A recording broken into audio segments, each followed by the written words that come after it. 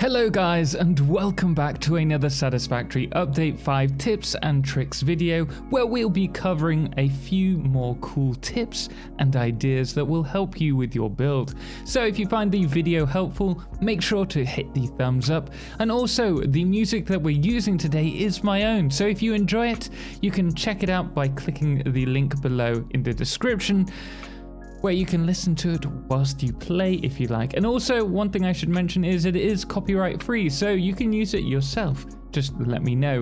Now, the first tips that I want to cover focus on item placement. Now, this will give us better control of our build pieces for more detail in our builds.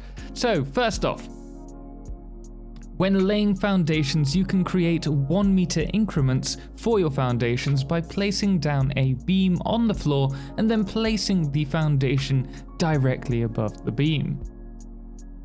This will give us the smallest possible increments to work with for our foundations on a grid. Now, I say on a grid because we can use pillars placed horizontally to place walls freeform. From here, you can place foundations and, in theory, in smaller increments. However, I feel this works particularly well for placing walls if you want to add depth to your build for extra detail. Now, keeping in line with item placement, we can use framed floors to create 40 centimeter vertical increments. We can also see this by stacking 5 of them against 2 1 meter foundations. Now, I would also mention that by using the foundation frames and rotating them, you can create some cool looking grates or smoke vents for your factory. Our next one isn't specific to Update 5, but it is good to know. So if you want more control over your buildable placement, for example placing this light in between the snapping points, you can throw down some iron plates. You can then place the item on top of that freely and then pick up the plates. Now, returning to build placement, have you ever wanted perfect curves for your factories or railways without using mods or the calculator? Well, now you can. I covered it in a recent video on circles and curves. However, a lot of people have commented on the Z battling, which is when the floors flash between which floor is on top. Well, we can now kind of get around this by using the new asphalt material. It looks like it almost completely removes this Z battling.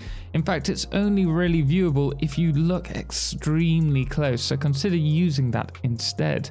And for those who didn't check out the patch notes, we also have a world grid where you can access this throughout the world by holding down Control whilst placing a foundation on any piece of terrain, and it will then snap to the world grid. This means that you can align factories across your world without endless lines of foundations. And going back to the train curves, if you're having sprawling railways, one thing that you can do if you're worried about these busy train junctions is you can actually relieve some pressure on your train line by using overpasses where lines clip through one another. This may actually also reduce wait times as well, so well worth doing. Now, moving to the customizer, you can change the default paint settings for not just the factory but also the pipes as well, and you can set this in the customizer under each title, and this can also be changed so that all items in that particular item category will all be changed instantaneously. Now, along with the customizer, we can change materials. You can select the particular material to be used as a primary by clicking the drop down tab in the build menu, and failing that, you can actually place these materials in the hotbar to paint that material onto the buildables. Better yet, if you have a wall or foundation material in your hotbar, you can change to that material for all of the wall or foundation items in your hotbar by holding down the Alt key and then clicking the material hotbar number. Credit does go to Lim for sharing this one with me, although it has recently been covered by Snut in their video. And one thing that Bits showed me, which I had no idea was in game because apparently I'm blind, is that you can switch between different materials for walls on the go by holding down the radial dial, open with E, and then right clicking to switch materials, or left clicking. Who else missed this? Let me know in the comment section below. And this has actually been shown off by Snut in their recent video as well. And our 13th tip that I wanted to share with you is one thing that I didn't realize that Snut showed us was that with the custom swatch, it actually allows us to paint individual items separately. And if we change this swatch, the previous applied colors will stay the same color. This actually means that we can have endless colors in our factories, which is fantastic for customization. A new addition is that you can now change lift direction by pressing R once you're dragging it between positions. Good to know, a great quality of life feature. Now our 15th and final tip is returning to lights. Now I've created these lights previously using mods, but I've recently seen JP Norman use these lights together, followed by placing a power junction between them to create some cool looking lights. He also placed plenty more great ideas in the Discord screenshot section, so why not join me on Discord to check them out. And while we're at it, I think we should probably mention about signs being used as lights. And on the subject of lights, you can now use signs to create accent lighting for your builds by upping the luminosity.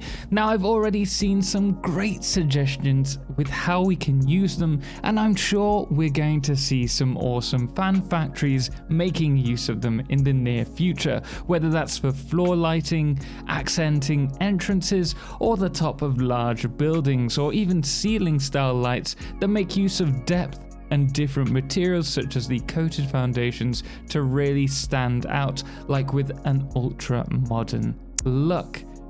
But there you are guys, that's 16 tips for Update 5 to give you the most control over your save. Now if you did find this video helpful, please do hit the thumbs up, and obviously if you want to see more, we have actually got a video coming up on architecture and types of architecture that you can do in Satisfactory Update 5. Then if you want to see that, make sure to subscribe. And also I should mention, if you did enjoy the music in this video, and if curiosity gets the better of you and you want to hear the rest of our tracks, then make sure to check the link below in the description to our Spotify music playlist. And if you don't listen to Spotify, don't worry, you can hear it on YouTube Music as well. Just type it in. Anyway guys, until next time, thank you so much for watching, and thank you so much to all of our amazing supporters, most notably our Solar Eclipse patrons, The Calamity, Cerebral Tag, and James Irwin, as well as our Lunars, Dixie Chris and Lord of July, as well as our Blood Moon of the Day, which today is Papa Snoozy. Anyway guys, until next time, as always, ciao for now.